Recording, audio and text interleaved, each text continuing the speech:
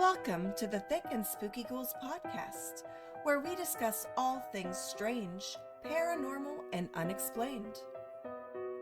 These episodes are live recorded on Twitch and cut to fit Spotify's format. If you want to catch us live, we do our podcast once a month on Twitch. Welcome in, everybody. Welcome to the Thicc and Spooky Ghouls podcast. We are now on episode 26. I can't believe we're on episode 26. We've been doing this for 2 years as of October. And we get to have one of our older guests come and revisit us. They've got their own podcast. They also stream on Twitch. And they're the reason why we are participating in November. So if you are at all interested in raising money for November, we do have the donation link right there. And Epic was our guest all the way back in episode 7.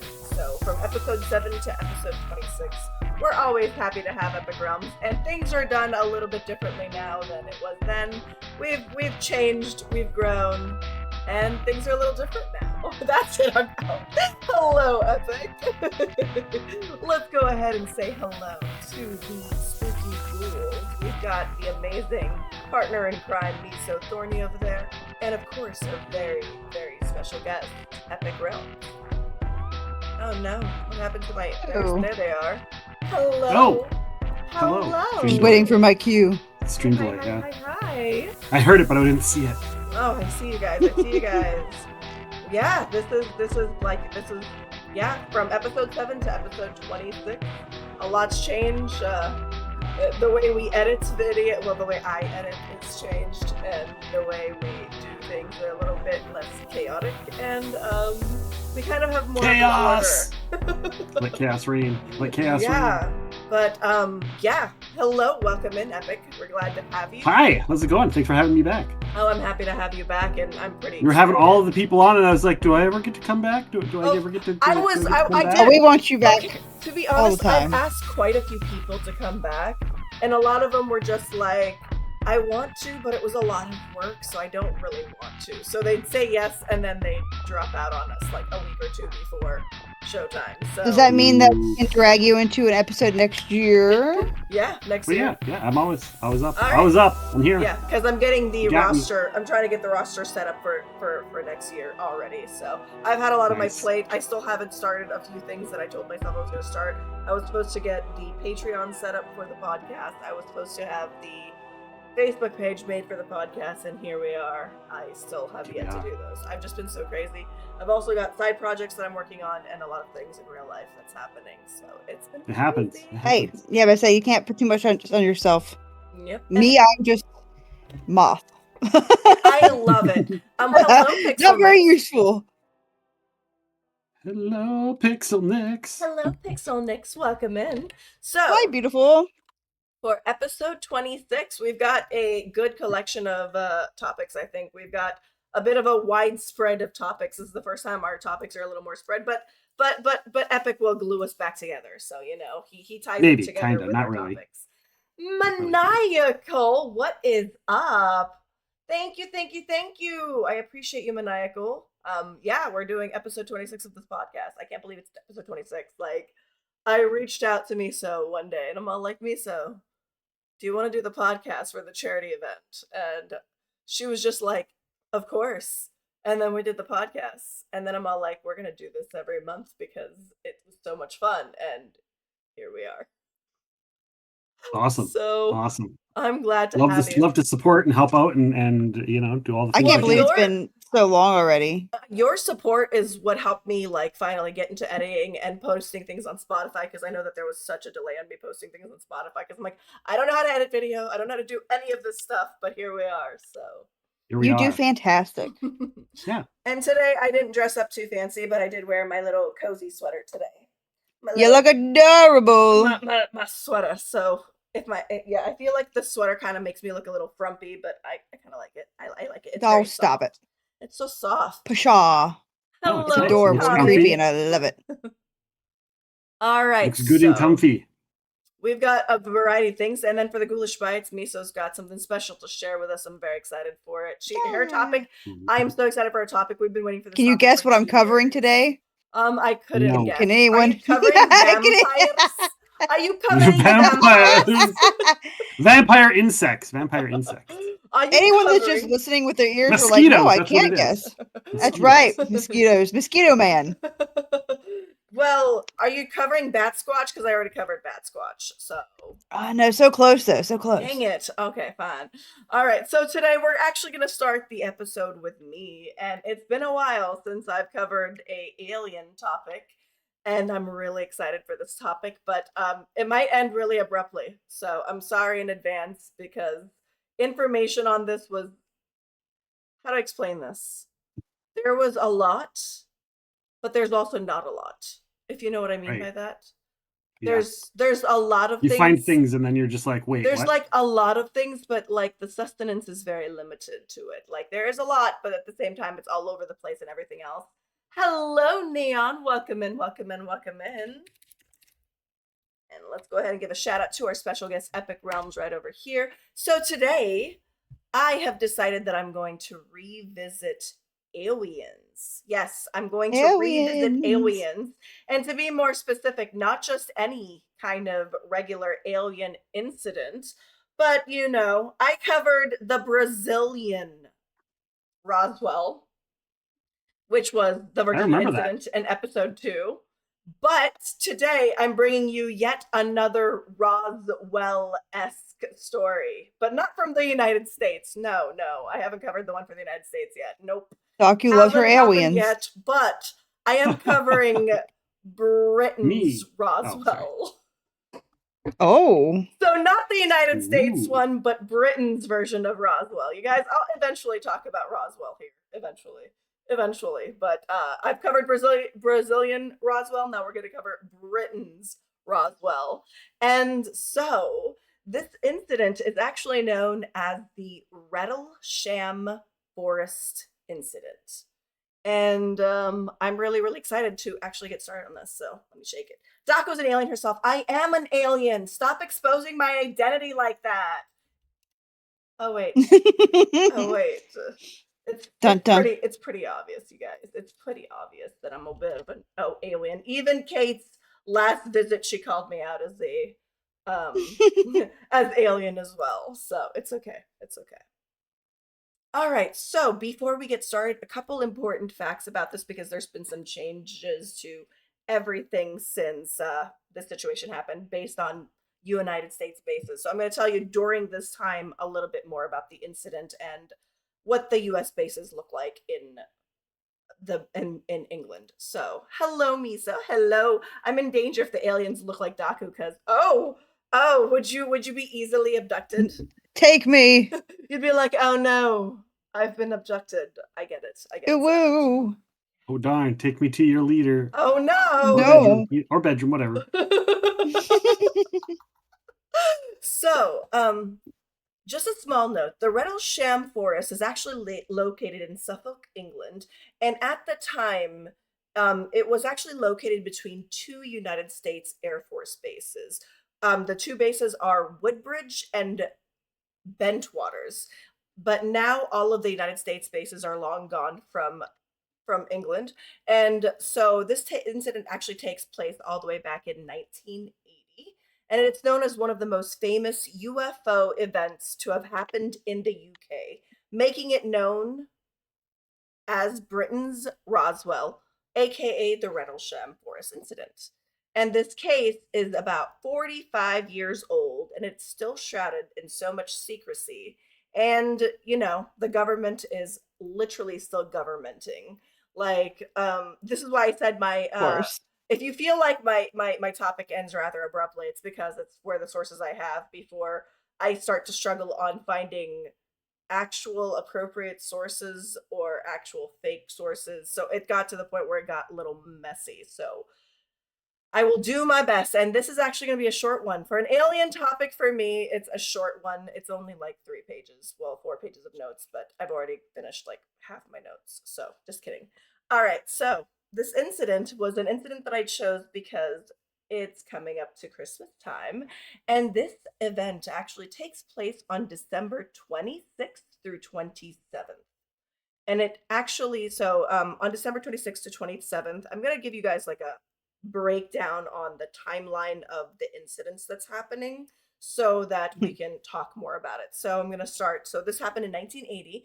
And so the first part of my notes is on December 26th through 27th, because they were working the night shift. It's kind of like in between there. Around midnight, eyewitnesses and a radar screen actually followed an unidentified object which seemed to have landed in the forest. So the soldiers were actually dispatched to the forest to find the crash ship, only to find a luminous triangular craft that measured about 10 feet long, 8 feet high, and had 3 legs. And so, so because this, like, they saw this on the radar crashing, and they not only just crashed anywhere, but it also crashed between 2 United States bases. It was definitely like alert, alert, alert. So they were watching it very closely. So the witnesses reported that the legs were retracted as the what? As the crash ship easily maneuvered through the forest trees. So apparently they saw it, and then they saw its legs retract when it felt their approach, and then it, even though it crashed, it easily maneuvered through the forest and disappeared in the woods. The soldiers chased it into the field, and as the ship launched upwards, so they tried to chase it through the woods, and then the ship just launched upwards. It just went and launched upwards, and a bright light downed them, and they lost consciousness. So as soon as the ship launched upwards, a beam of light apparently exploded from its launching, and it actually was so strong an impact that it was such a blowback kind of situation. So the ship launched upwards, and the bright light downed them, and then they were later found knocked out by the rescue troops and the rescue teams. And it was noted that there were tripod-like marks where the ship landed. So, like, the ship's gone, but they can see that there's like 3 legs that were underneath the ship that landed where they're at. So, right, that something had been there for sure. So that was the incident that happened. The beginning of the reports was between December 26th and 27th. It happened overnight. This incident happened. So, after that, at around 3 a.m., a security patrol officer was actually doing, this is a different incident, a different person from from the same incident, you know what I mean? Another thing happening while this was happening. So around 3 a.m., a security patrol officer was doing their usual rounds, and once he got to the east gate, he witnessed, sorry, I lost my notes. He witnessed lights descending from the RAF Woodbridge, and the lights descended onto the Rendlesham Forest.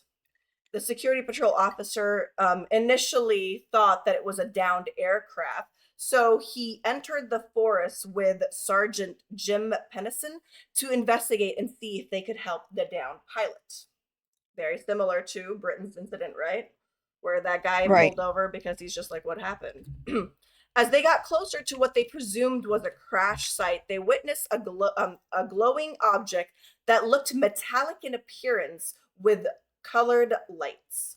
When they attempted to approach the object, it appeared to move away from them and went further through the trees. The animals around were at a frenzy. They were freaking out. The animals were disturbed by this incident. They're freaking out. Like, they can hear animals from the barn not too far from them. There's like, the animals are just going crazy while this whole incident's happening. So after daybreak, the servicemen returned to the clearing near the eastern edge of the forest, and they found some broken branches, burn marks, and 3 small triangle impressions on the ground. The local police were called to the scene to investigate the site, and the police thought that the impressions on the ground could have been made by an animal. Yeah. They see these marks on the ground. They're like, oh, it's just deer. It's just animals. It's fine. Yeah, I think that'd be pretty fucking obvious between a deer and a peg legs. Yeah, so it's just animals. And then a real fucked up deer. Yeah, I can't believe, like, kind of like that one guy when they did the cow, like when we did the cow thing, and the cops all like, looks like it was hit by lightning, and you're just like, where does the green Yeah, I don't goop think come so. from? Like, what is the Yeah. green goop and why? Lightning goo, everybody did it come knows. from it? Yeah. And why did you want to lick the green goo? That is my question. Thank you. Lick it. We don't lick the mystery lightning goo. So, so the police thought the impressions that were left by the craft were left from animals. They're wild animal footprints. Sorry. I just think that their excuse is crap. That it's just it's like crap. it's That's just like, right. Their excuse is such bullshit that I couldn't like. It was just what was going around in my head. I'm like, okay, sure. Some deer left that. Just those 3 impressions. Right. Those 3. Just those 3. Okay. So, Sergeant Jim Pennison claimed that they had entered the craft from an unknown origin while they were in the forest.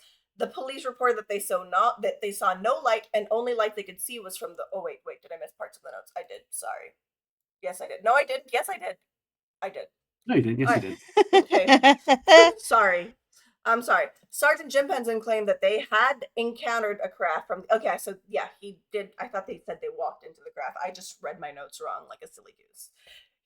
Sorry. Silly Jim goose. Pennison claimed that they had encountered a craft from an unknown origin while they were in the forest. The police reported that they saw no lights, and the only lights they could see was from the Orford Ness Lighthouse, which was miles away down the coast. So they said that they didn't see like the great light show that these people kept bringing up because they were just talking about a bright light, and then the other group was talking about a bright light, and they're like, we only saw the lighthouse. That's the only light scenes we saw.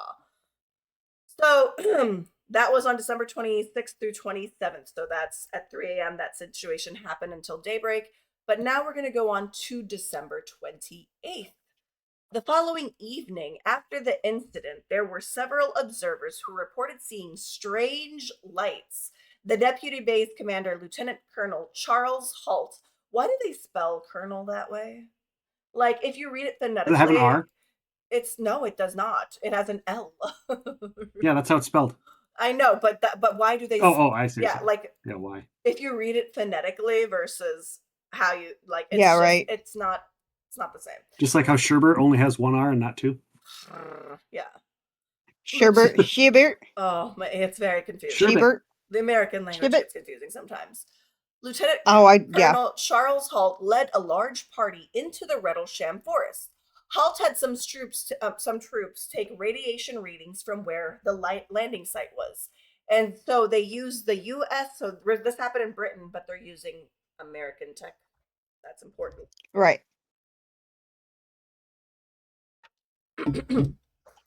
They are used in the U.S. military. They are using them, and they used. Oh my God, Daku. All right, I got this. We're gonna get my shit together. Okay, so you got it. You got this. It's just my notes are just a mess. They used that. See, that's the word. I don't know where R came from. They used a United States military survey meter, an ANPDR-27. They recorded a 0.07 millitrojen per area on the area that the surrounding area outside of the site was reading at a 0.03 to a 0.04. It was noted that by the Ministry of Defense that so they're trying to read the radiation. That's what this device does. It reads the radiation. And so it was reading a 0.7, and the average area that's near the incident is about 0.04 to 0.03. And it was noted 0.04, and it was 0.7, not 0.07? 0.07. But it's still a slight change, but it's still a difference. I was like, that's a lot from 0.04 to 0.7. Yeah, it's right. Those deer are really radioactive. I know. Those goddamn deer footprints. Those deer are really just shitting out the radioactivity. Is that why it's called deer caught in the headlights? Oh, man. They are the headlights. No, they're so used to being abducted that the lights are like, okay, I gotta stay still because I gotta go up into the ship. Oh, God. Again. You know? Sorry. Okay. It was noted by the Ministry of Defense, aka MOD, that the 0.07 reading was 10 times higher than the normal background radiation. Although the level readings were higher than normal, it was at a level that would be considered as not dangerous. Meanwhile, several smaller groups, so while they're taking readings with this, so Colonel Charles Holt was taking these readings, he also sent different teams to explore the forest to find more evidence and to see if they can find anything like of a down pilot, down ship, or anything like that. So he like basically separates these into different groups so that they can explore more and get more investigation done. So that was like, so that's the team. They're reading radiations. So, meanwhile, several smaller groups were tasked to investigate the forest, and there, in the forest, where they could see red lights dancing around the forest in the fog. One of the smaller groups alerted Halt that they saw a light heading towards them. Another group watched a glowing dome object and witnessed a few shadow figures moving around inside of the dome. Halt had a memo about this incident where he mentioned seeing 3 star-like lights in the sky, and the brightest one hovered for several hours and was beamed down, beaming down streams of light from time to time. So apparently they had like these 3 giant lights up in the air, right? And so the brightest one was there for several hours, and it was just beaming light down all over the forest. That's So creepy. yeah, and it goes on for a couple hours. So there's people that have like witnesses that witness these lights. I wouldn't be getting anywhere near that. I'd be like, nope. Nope, the cops That's are cool. like, that's just the lighthouse. That's just a deer playing with flashlights. 3 different lighthouses. That's just Right. the lighthouse. That's just the deer. Oh my goodness, I can't. The denial is strong. So he mentioned that there are 3 star-like lights in the sky, and the brightest one hovered for several hours while beaming down lights in the forest from time to time. So the Halt tape. The Halt tape is known as well. This tape is known as the Halt tape, and this was actually so this incident happened in 1980. Oh wait, we got to do the Halt memo before the Halt tape. Sorry. So this incident happened in December 1980. And in 1983, so it took them several years to even do anything with communicating with the public on what they've discovered or what was found or what caused the incident or whatever.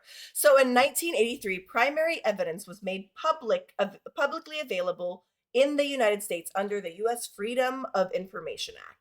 It was known as the Halt Memo. The Halt Memo was a memorandum written by the Deputy Base Commander Lieutenant Colonel Charles Halt to the Ministry of Defense. The memorandum was dated on the 13th of January, 1981, under the title Unexplained Lights.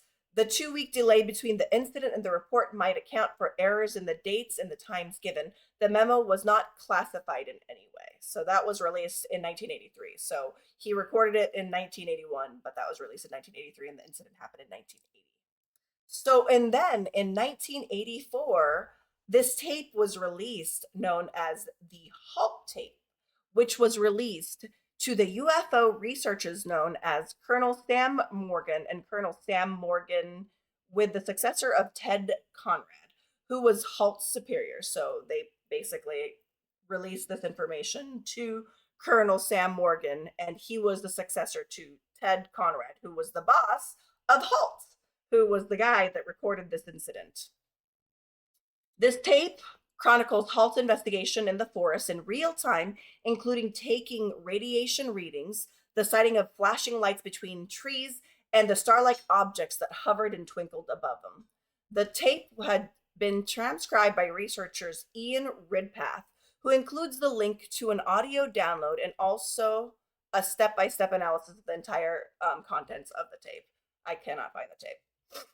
So that's just the Halt memo and the Halt tape. So that's just some of the evidence that they had. And then the radiation readings was also talked about. But now we're going to go into the witness statements. So like I said, it's very, very, very, very short. It goes by very fast because it happened all night and there was a lot of witnesses. There were so many witnesses, but not enough evidence or sustenance. You know what I mean? So they're like, yeah, we're aware. But like, it's just, nothing was like grabbing me for information. You know, it just like, because they're like, it was so unknown, it was just widespread. The information that you'd find on the internet is just different people with their own special experiences, and it's really, really quite hectic and crazy. So Yeah, I find that a lot with stuff is it With just alien- repeats too with sometimes. alien cases, it's really hard. It's why, as much as I love doing alien topics, you guys realize that I don't do them as often as I'd like to. But that's because it's so hard to figure out how to do your notes for this. It's hard to figure out what sources you can use, what sources are reliable, what sources aren't reliable, and it's just a lot. So it's a lot of things to sift through. Because there's a lot of subterfuge. That's when you just say, like, supposedly someone said, right? Because you're like, this might not be Allegedly. true, but Yeah, so it's been really hard for me to that's the reason why I am struggling so hard. Like, this is the reason why I'm struggling so hard with actually doing the American Roswell incident, is because of the fact that it is just like, it's just everywhere. It truly is everywhere, and I think they did that on purpose. You know what I mean? yeah, speculation. Mm-hmm. So much of it. Makes it hard to go through. Yep. Merry Christmas, everyone. It is why little Timmy wasn't doing so well. Oh no. Oh no, what happened? The radiation. The No, radiation. the radiation. Yeah, because The reindeer that's why radiation. Rudolph's nose is red, because of the Oh radiation. my goodness, I missed so much in the chat. Dang it. Rudolph's nose. Oh, no. Oh, that's why no one wanted to play with him, is because of his radioactive nose. Wouldn't it be green though? Just saying. Maybe not. All right. So, witness Radiation burn. statements. In 1997, Scottish researchers James Easton obtained the original witness statements made by those involved on the December 26th incident. One of the witnesses, his name is Ed Cabansag. Cabansag? I think that's how you say it. Cabansag. What a name. Cabansag. You know, Ed, we're going to call him Ed, said in this statement, "We figured the lights were coming from past the forest since nothing was visible when we passed through the woody forest.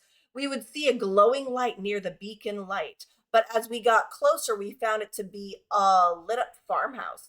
We got to a vantage point where we could determine that what we were chasing was only a beacon of light off the distance." Another participant named John Burroughs also stated, "We could see a beacon glowing around, so we went towards it. We followed it for about 2 miles before we could see it was coming from a lighthouse." So this is like, they're like, oh, all the lights that we're following just led us to different places that have lights. Burroughs reported that there was a noise of like a woman screaming, and also that you could hear the farm animals have been making a ruckus and a noise. Animals freaking out again. Yep, the animals were freaking out.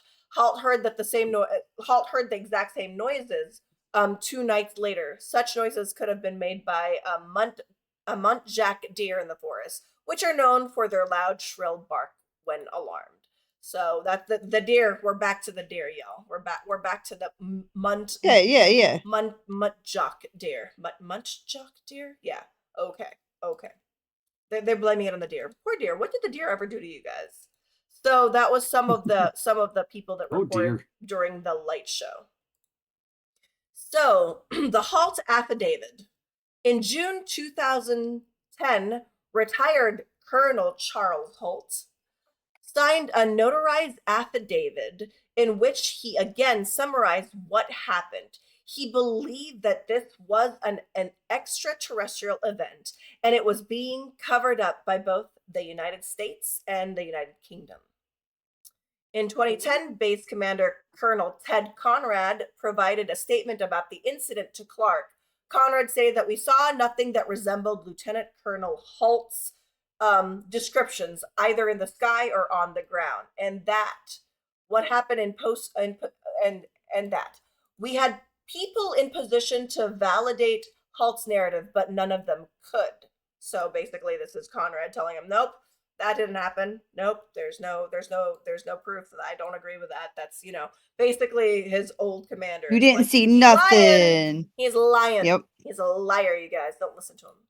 So in an interview, Conrad actually criticizes Halt for the claims in his affidavit, saying that he should be ashamed and embarrassed by his allegations that his country and Britain both conspire to deceive their own citizens over his issues. He should know better. What government would do that? Oh, yeah, that's crazy. Conrad also disputed that the testimony of Sergeant Jim Peniston, who claimed to have touched the alien spacecraft, he said that that Peniston had never mentioned the time that he never mentioned a time of that actually occurring. So Sergeant Jim Penson actually never told him that he touched the ship, even though he said that he did.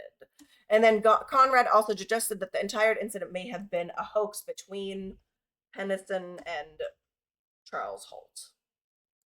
Ooh, Yeah. that's big claims. Big accusations. Well, one is a person of higher power than the other, when it comes to positions Right. of power. Yeah. So now we're going to go and look at the Suffolk police log for that night. Ooh. 2 officers, oh wait, was it from that night? I believe so. 2 officers from the Suffolk Constabulary. Constabulary? Constabulary. Thank you. You're I welcome. needed you. Nice. Were That's what I'm here for. called to the scene on the night of the initial sighting and again the following morning, but found nothing unusual. On the night of the initial incident, they reported that the only lights that they saw visible was from the Orford Lighthouse. They attributed the indentations on the ground as the animal footprints. The Suffolk Constabulary file on the case was released in 2005 under the UK Freedom of Information Act and can be accessed through their website. And so this would include the letters dated on the 28th of July in 1999, written by Inspector Mike Topless, who notes that one of the police constables who attended the scene on the first night returned to the site in daylight in case he had missed something overnight. There was nothing to be seen, and he remains unconvinced that it was a genuine occurrence. So we've got more of the people trying to fight it. So the Ministry of Defense file. So this is that. Evidence of a substantial MOD file on the subject led to claims of a cover-up. Some interpreted this as part of a larger pattern of information suppressing concerning the true nature of unidentified flying objects by both the United States and the British government, which unfortunately the United States is involved in a lot of the incidents like this around the world, aka They were also heavily involved in Brazil's Roswell incident as well. Yeah. So get their hands on all the dirty pies. Yep, they have their hands on all the alien pie. All the alien pie. Hot. I was trying not to go there. Oh, I will every time. Okay. However, when the file was released in 2001, it turned out to consist mostly of internal correspondence and responses to inquiries from the public. The lack of any in-depth investigation in the publicly released documents is consistent with the MOD's earlier statements that they have never taken the case seriously. So, in the release of the and they released the files just to release them, but they didn't believe that any of it had sustenance. So that is a little bit of the Rendlesham incident. Like I said, it was one of those that I couldn't find any further reliable sources on everything, so it's kind of abruptly ending. But I did want to talk about how this affected the general area. So the Rendlesham Forest Incident has affected the area by turning it actually into a very successful tourist attraction. Eventually they actually dedicated that trail, as known as the UFO trail. And basically they make a trail from where the ship landed and from what the evidence and what witnesses mentioned. So they made a walking trail for UFO aficionados to be able to go and walk the trail and go and experience the forest. So they dedicated it with a UFO trail, and it boosted the local interest in the UFO phenomena in the area. And it led to lingering, and it also led to lingering health concerns for those that were actually involved in the incident because of the radiation. There was some radiation concerns that it would have that it had a lingering effect on anyone that was involved in the incident or researched the incident. So yeah, but yes, they created a path for UFO trail, and it was actually funded by a local group. In 2005, which is the same committee that made this UFO trial, it's the Forestry Commission, and they actually used their lottery proceeds to create a trail to the Rendlesham Forest because of the public interest of the nicknamed UFO Trail. So they made the UFO Trail, and then Oh, after wow. that, the Forest Commission decided to make an official trail by using their lottery proceeds. And then it became like a really, really big thing that drew them. And then in 2014, the Forestry Service actually commissioned an artist to create a art piece to go at the end of this trail.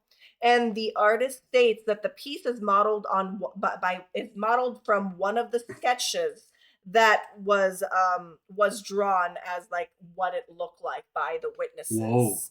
And some versions of the UFO claim to have been seen in the Rendlesham Forest. So I'm going to go ahead and show you guys a quick slideshow of the picture. So this is the piece that they commissioned. It's actually fairly big. I wish I took a picture of a person sitting on it. Where this one triangle is, It's from your you can sit. poster. Yeah, you can sit on it. Yeah, that's why the poster looks like the way it is. It's because Oh, okay. yeah. So Kind yes. of looks like a planchard from a Ouija board. Well, I wish I could show you guys a different. Maybe I do have a different. Hold on. I think I have a different slideshow for it. Looks like somebody turned a tricorn hat inside out. Okay, hold on. Where? Yar. I always go with the pirates.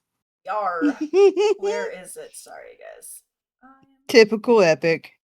Yar. Okay, so this is actually some symbols that they put on the side of the ship that's supposed to resemble spooky. some of the symbols that they mentioned on the sketches and stuff like that. And as you can see, people have already decided to. I was about to say, you can see people graffiti the absolute shit out of it. But yeah, so these were markings that the witnesses reported from the ship. And I wish I could show you a different angle of what this piece looks like, because maybe I can find another picture of someone sitting in it, because I want you guys to see what it looks like from the side. Hold on.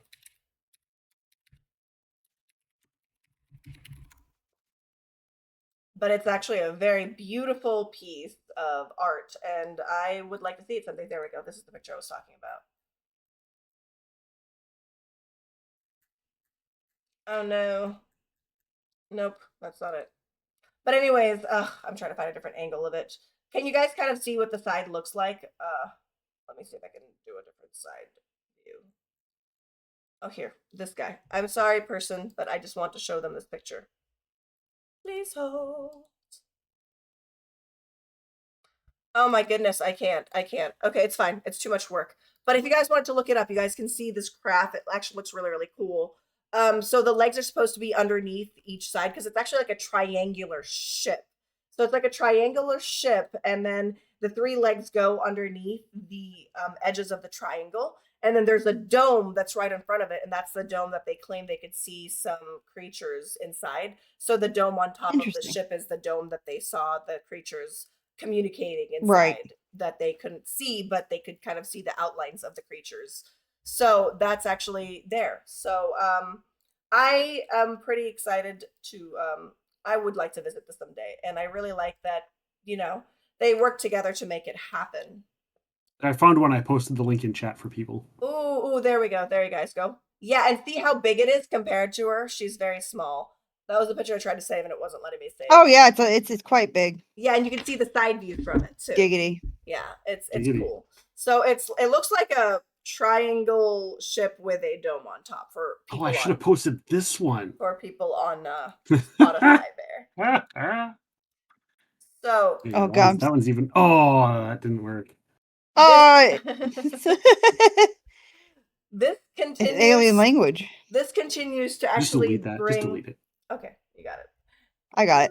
Thank you, baby. So this continues to actually have a lot of people that go over here and visit for the experience and find it as a fun paranormal little topic, and people that are really like in like alien, like that are like really into the aliens, like myself. Sorry, my brain is shut down for a second there. My brain is like, I can't delete right now, and it's stressing me out. I'll figure it out later. I'm on the wrong screen is what's happening. But yes, let me refocus. But yes, so this has made this area a little bit of a tourist area, and it does have a draw for our UFO aficionados. And yeah, there's Don't know how to actually delete that. several books that were released for it. There's several films and documentaries that have been released on it. So if you want further information about this, since There we my go. information was pretty limited, please please take a look at that and tell me more. I've been looking for more information, but most of it's about the same. There's some where it's like interviews with people that have been there, but it was a lot for me to watch. It was really, really boring in a sense. I was trying, but my ADHD was just like, I can't. The monotone voice, the seriousness, the not so seriousness. My brain's just like, I don't like it. I hate it. Which That keeps second one, I got the alive. picture working, by the way. Yeah. Oh, nice. Enjoy. That's pretty funny.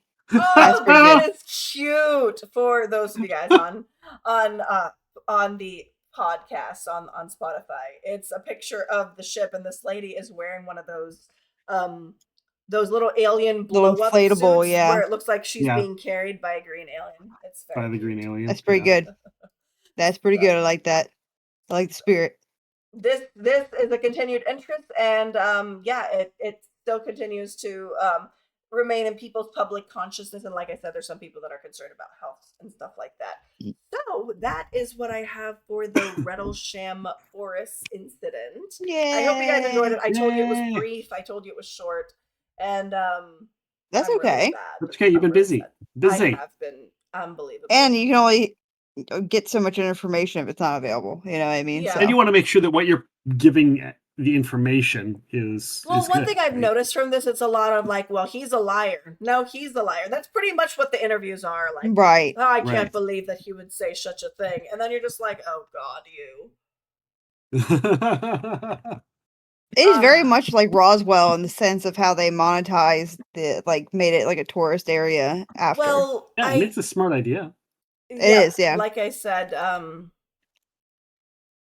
like I said, it was it's really hard because you would think that after last year, that one person from the government that actually wanted to speak out and say that they have collected crafts that are not from our area, and they have collected bodies, and it's coming from someone of higher regard and was very serious about it. And I don't think anyone would just come out for that. So for me, like, I feel like it's time. Let us know about the aliens. Come on. But then there's people that say it's coming from underwater instead of from the sky. And That's a pretty solid theory.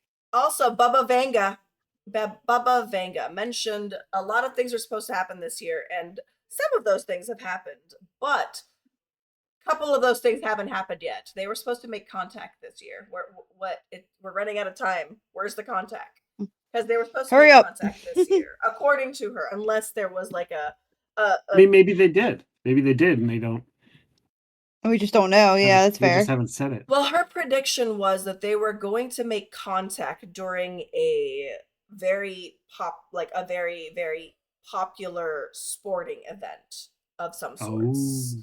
Whether it be Olympics or the Super Bowl. Has the Super or Bowl happened something yet? like that. Yeah, it happened in the beginning. You can tell those of us who don't follow the I don't sport. know. Is it the I don't know Super Bowl? Or sports ball. That's the one where they hit the stick with the baseball or with the ball, right? That's Kick the- it for a home run. Sports t-shirt.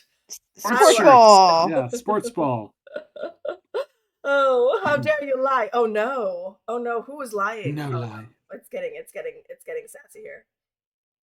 Redneck said so. Epic and Meso are like way louder than Daku. Oh God! See, this is what I'm talking about. So Hi, my, Redneck. yeah, this is the problem that I mean, had. but say it's hard for me to tell because you sound Yeah. loud to Oh me. boy, how quiet! How Not quiet loud, was but I? fine. Oof, oof, oof. Oh well. Hopefully, I'm not too loud now. If I'm screaming in your ears, I'm so sorry, you guys. Tell me to turn it down. We'll have a chat at some point later, and we can run through your audio and how stuff. we'll get those Yeah. settings and stuff. Yeah, we'll get that figured out for you. That's what I'm here for. Says a popular sporting event, the Tonys. Maybe I don't know. What is the Tonys? When does that happen? What is the Tonys? I'm so sorry. The Tonys is the It's like the TV awards or the theater awards. Yeah, but I or say that's a music. Okay. movie TV award things. Something like I that. figured. I know that one. What if it happens during a Christmas parade? My God. What if it was a Thanksgiving parade? I mean, that is a. I mean, I like how would people know? I like how we're only thinking it's the United States. It's not in other parts of the world. That Right. we could probably make contact. Yeah, it's probably like it's Other probably parts big, of the world don't exist. the real kind of football, not the Super Bowl. Oh, it could be. All right, so that's what I have for the Rendlesham Forest Incident. We're going to go ahead and run a quick ad, and then we're going to continue on to this, and we're going to have Epic covering a series of, well, covering a topic that is touching on a series of topics we've covered here before. So I'm excited for It's it. a fun topic. It's a fun yes. topic. So let's Yes. go ahead. We'll Mwah. be right back, you guys. Give us a 3-minute break, and we'll see you soon. All right, welcome back, everybody. Welcome, welcome, welcome. Thank you for everyone that hung out with us for the first part of the podcast where we talked about the Rendlesham Forest Incident. Let me go ahead. Sorry, I need to drink water.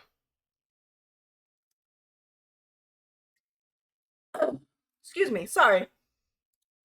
Let's go ahead and go back into the chat and say hello to everybody. But thank you for everyone that has come and joined us. I hope you guys are enjoying the episode. Please let us know if you have any questions about anything, or if you wanted to add on to anything that we talk about. We're always looking at the chat. I usually don't when I'm talking, but when other people are talking, I watch the chat rather closely. So let's go back into there and say hello to Epic and Meso again. Hi. Hi. Hi. Hello. How's the audio levels, Hello you there. guys? Is my mic higher? Is my mic the same level as them? Please let me know. Just give us a quick little feedback on that to make sure that we have that taken care of. I wish I knew that way earlier so that You I can could have take fixed the audio Daku better. higher. Can everyone speak? Yes, I'm going to say hi. Miso's going to say hi, and then hello? Hi? Hello, how's it Hi. going? Miso? Hi there, how's it going? Hello Miso? there. Hi, hi, hi, hi. Hello, hello, hello. Hello, hello, hello, hello. Miso, what's How your are you favorite ladies color? doing? Green. I love green, green, green, green, green. Epic, what's your favorite color? Red or black and red as a combo.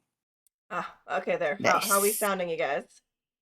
I'm wearing a lot of your Sounds favorite colors good to today, me. guys. You are. I'm like, I can't keep my eyes off you, which is no Moth. different than usual, but still, you know. God. She does look so adorable with her moth merch. So, I am Moth. welcome back. Welcome back, Epic. So, yeah, like I said, you came from episode 7 to episode 26. A lot's changed, but not much has changed. We're still as chaotic and crazy. But I'm so glad to have you here. And Pixel Nick says Moth Mommy to Meso. Yes. Love that. Moth Mommy. My bat squatch is not a Mothman, but I'm going to pretend it's a Mothman right now. Where's my bat squatch? Oh, it's not even here. My bat squatch is in something else. It's in the Discord, our bat squatch. It's being used. Time to upload it. Hello, baguette of ducks. Welcome in. I love that. Every time I see it, Love the edit. They had to change their name. Like Twitch finally told them, Such hey, you gotta change your name. But it was baguette of ducks. But it still works. It still works. You know what it is, right? Yeah, baguette of ducks. It's great. It's great. Right. So, my dear Epic, what do we have from you today for your return? So last time I was here on episode 7, which we've mentioned, go back and watch it. We talked about the black-eyed kids. And I had mentioned this little theory that the black-eyed kids could be something else entirely. And I decided let's do a throwback to that episode by doing what that other thing could be, that they could be. Do you guys remember what that was? People in chat, do you remember what that was? Does anybody? So obviously, like, you guys know the topic because I've told you guys what the topic is. But I'm gonna keep my mouth shut. But I am excited for said topic. Yes, I am. So, and I've referred to it many a times. I'm gonna say there's quite a few other ones that we've been like, that's what that could be. That's what that could be. That's what it could be. Yep. And so we're gonna go into the details of this little thing that we know called a tulpa. Now, last time I just did it kind of epic style where I was like, here's some notes. I've got some notes here, and I'm going to kind of go through, and I'm going to chat with you guys, and I'm going to chat with chat, and I'm just going to cover the stuff, and it was going to be kind of open-ended. And I felt a little strange. I was like, I should have done this in the Thicc and Spooky Ghouls style. So this time, it's in the Thicc and Spooky Ghouls style where I have it written and I'll kind of go Oh, through it. Yeah, We yeah, appreciate you. yeah. So yeah, I've spent some time for you all to do it in your style. I'm so I'll excited. I'll, I'm I'll try not to do too honored. I'll try Honored. not to do too sexy of an epic voice here. I'll keep Thick your guys' style. pants on. So there we go. Oh, too late. Too late. Too late. That's Pixel right. Mix is out of it. Out of control. Oh no. Oh. So hold on a sec. Let me move this so I can actually continue to see the chat while we are doing this. And move you guys up there. And boom. That way I can kind of keep an eye on that if need be, instead of it being covered up. So, Tulpas. Imagine a being that exists not because it was born or because it walked the earth, but because it was imagined. Something that began as a thought, a vision, a concentrated intention, and slowly, almost imperceptibly, became something that could interact with the world. This is the essence of a tulpa, a concept that sits at the crossroads of mysticism, folklore, and the unexplained. It is a living idea, a creature born from consciousness. In some traditions, it's indistinguishable from reality itself. So tonight on the Thicc and Spooky Ghouls, we'll explore the origin, the evolution, and the modern interpretation of tulpas, and delve into some of the most fascinating examples of where this idea may explain things that are strange, unexplained, or even terrifying phenomena. The concept of a tulpa originates in Tibet, where the word sprulpa is used to describe a form brought into existence through intense meditation and spiritual focus. In this context, a tulpa, not an imaginary friend or a psychological quirk, it's actually more of a manifestation of the mind. Highly disciplined monks and mystics believed that through focus, visualization, and sustained meditation, the mind itself could create a form so vivid it could appear real, respond independently, and even interact with the physical world. These beings could take many forms, a human, a deity, or even sometimes an abstract shape or object.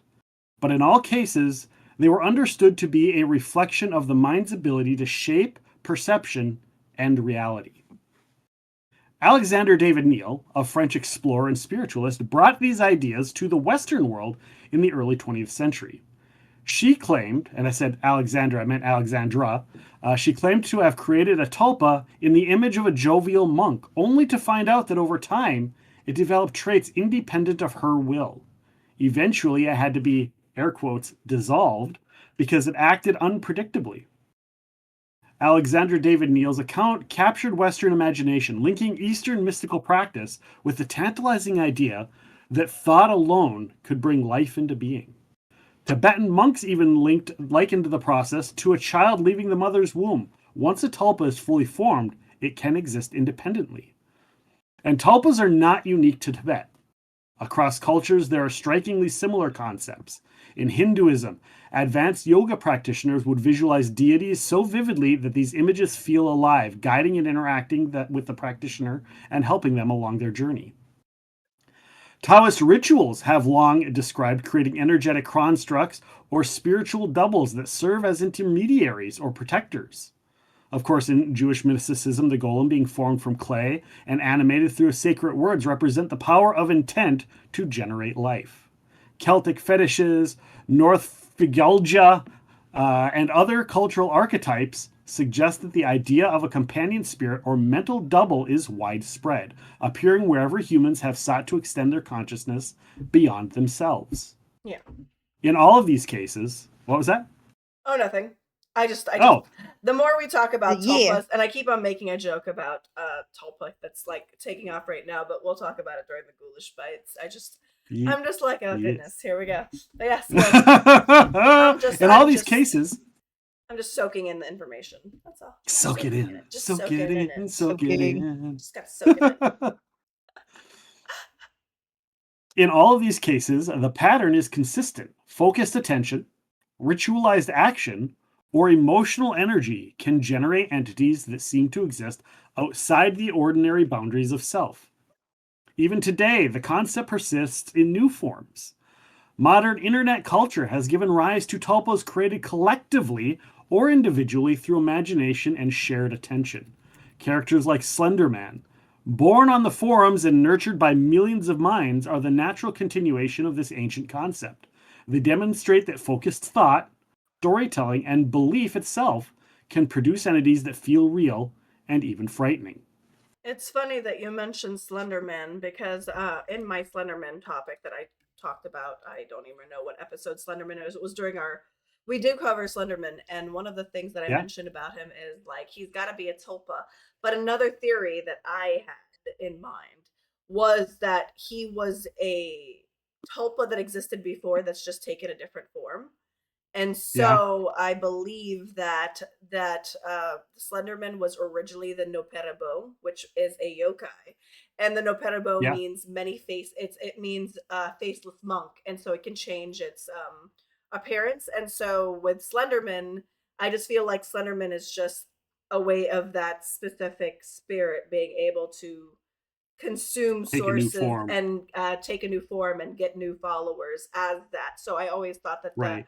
that possibly the Slenderman is just the rebirth of the Noperabo, but doing it Well, and it through. also touches base on things like the Shadow Men and the Top Hat Man and the Red Eyed Man, which are all kind of very similar, like these tall, almost distorted, lanky Oh yeah, creatures of the dark that happen. And of course, Slenderman.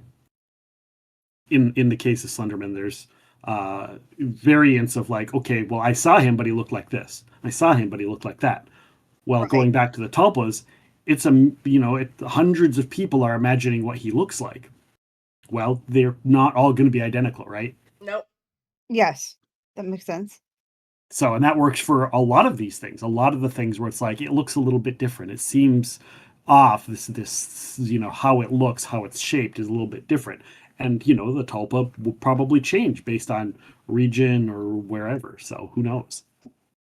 Um, Yep. Like Santa Claus as the is a tulpa. Jesus Yeah, Christ oh is a yeah, yeah, tulpa. would be, yeah, for sure, for sure, for sure. I love the whole concept. Or the fact that Um, Tinkerbell is technically a tulpa because she died until the kids start to believe in her again and she came back to life. My that's God. true. My God. Is that one you didn't even think about? You didn't even think about that? No, I've Oh always no. I I've do always believe in thought that. fairies. Yeah, I I like, do. I but do I'm believe in also, fairies. I also do strongly believe that if you put your focus and energy in believing in something, it does become a reality. I am a strong believer of that, and so I'm cautious of where I put my focus and energy in, and that's why I haven't bought a Labubu. So let's continue. We'll talk about That's my Labubu favorite during version of Foolish Peter Pan, by Bites. the way. What that? The live action one. I do believe in fairies. I do. Yeah. I do. That's my favorite. The Oh, it's carrot. The so guy that cute. plays the guy that plays Hook is just fantastic, and he is Mm-hmm. he is what's his name in the Harry Potter series. But Yes. I digress. As the Talpa concept moved into the Western esoteric tradition, it evolved. Theosophists in the late 19th and 20th centuries, such as Annie Besant and C.W. Ledbetter, explored tulpas alongside their study of thought forms. They described mental images, projections, and other psychic constructs that could be strengthened through attention, ritual, and emotional energy. These constructs might serve specific purposes, act as sentinels, or take on characteristics of the person who created them. They called these forms thought forms, emphasizing that concentrated mental energy could shape what appeared to be independent phenomena in the astral or psychic realms. Sassy is a tulpa, by the way, because we all imagine him differently. Oh, I don't think as a tulpa that being a tulpa would be new information. So I don't think Sassy Squatch is a tulpa because he was very surprised. Like, I think Wait I a second. am a tulpa, and I'm What all if like, you you're imagine not a them to not? tulpa. What if they imagine them to not know that they were, though? I think like a tulpa knows that they're a tulpa. I believe that. I do believe that a tulpa is aware that they are a tulpa, but uh, From thought forms, Western magical traditions developed the idea of servitors and egregores. I had to take a moment because I always pronounce that one wrong. Servitors and egregores. A servitor is a mental construct created to fulfill a specific task, guarding a space, influencing luck, providing insight. An egregore, by contrast, emerges from the combined attention and belief of a group, growing in power as it is reinforced by the collective imagination. These magical interpretations of tulpas highlight a persistent theme. When a mind, or in this case, a group of minds, invests focus, emotion, and energy into an entity, it can take on a presence beyond the individual. Are we seeing a pattern here? Yeah. Yep. Even before popular, Yeah, or buddy. even popular culture demonstrates this evolution. Figures like Slender Man, again, illustrate that a tulpa need not originate from meditation or ritual. It can emerge from stories, art, and collective imagination. The process is similar.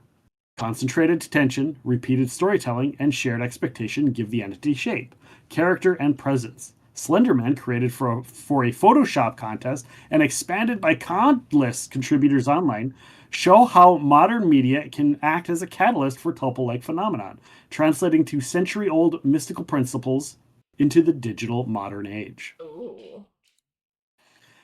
This blending of ancient and modern ideas underscores the persistence of the tulpa concept across time and geography. Humans have long believed that focused thought can give rise to beings, whether through mysticism, ritual, imagination, or collective consciousness of community.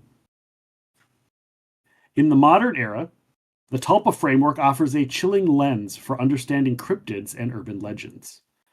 These are beings whose presence seems to emerge not from physical evidence, but from the focus, imagination, and belief of those who encounter them. Collective attention and storytelling are enough to give shape to something that feels real, independent, and sometimes terrifying. Be it alien sightings, Bigfoot, Jinn, or really anything paranormal, a tulpa is always an option. For instance, around the same time as Mothman, there is a man known as Indrid Cold, the Smiling Man. It offers a pre-internet example. What's that? We've covered. I said, Yeah. Yep.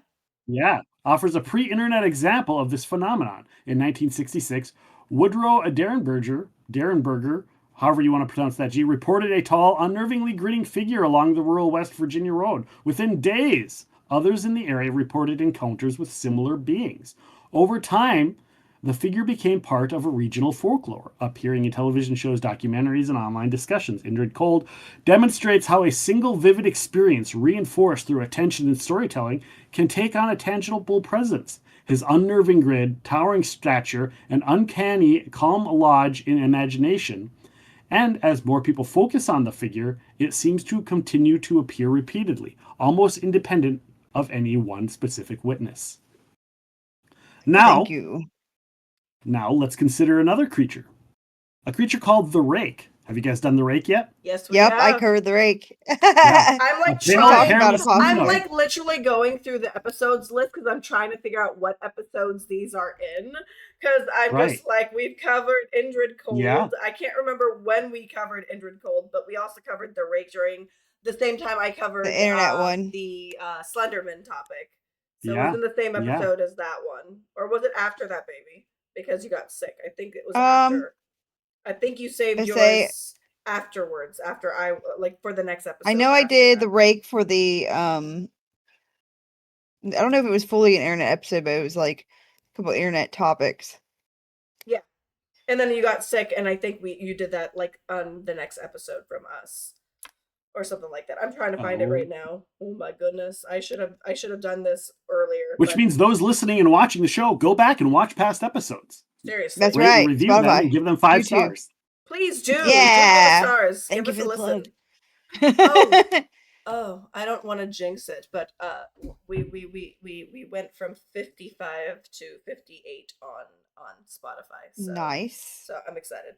Okay, Kara, Love that sorry. for us. I'm still trying to find it, and I'm struggling to find That's it. okay. Now consider the Rake, a pale, hairless humanoid creature, Ugh. crouched and unnervingly silent.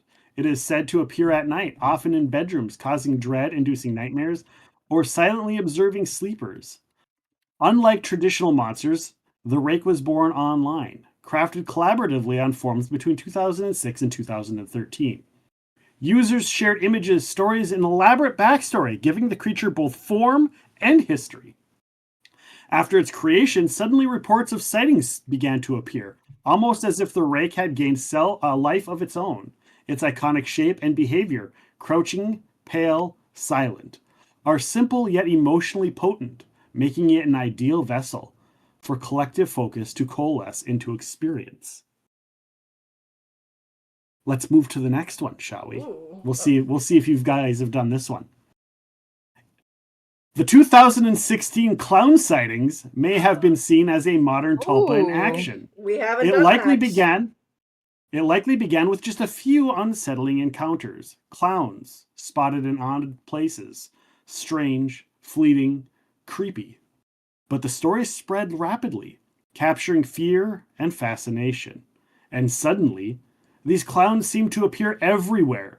In a way, the collective attention and imagination of the public may have shaped the phenomenon, turning a handful of sightings into what almost autonomously is the presence that haunted streets and forests and social media alike for an entire year. Of course, we mentioned this when I was here last time. Then there are the black-eyed kids, pale, motionless, expressionless children with entirely black eyes who knock on doors or approach cars at night. The first credible account appeared in 1996, and the story quickly spread through the forums, radio shows, mainstream media. The black-eyed kids seem to emerge wherever the legend is told, manifesting in the liminal spaces of night and isolation. The more people know the story, the more these children are seen.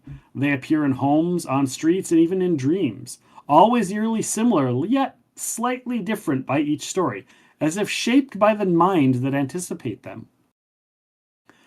Of course, finally, we arrive at one of the most, and probably the most iconic example of a modern tulpa. We've mentioned him a few times, and that is the Slenderman. Yep. Created in 2009 by Eric Knudsen, known online as Victor Surge, Slenderman was originally a fictional character for a Photoshop contest on the Something Awful forums. Surge posted 2 altered photographs of a tall, faceless, shadowy figure appearing near children, accompanied by a short, unsettling narrative.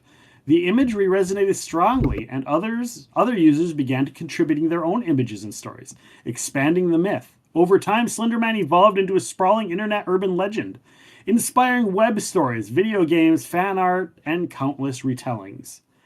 Slenderman exemplifies the tulpa principle in the digital age.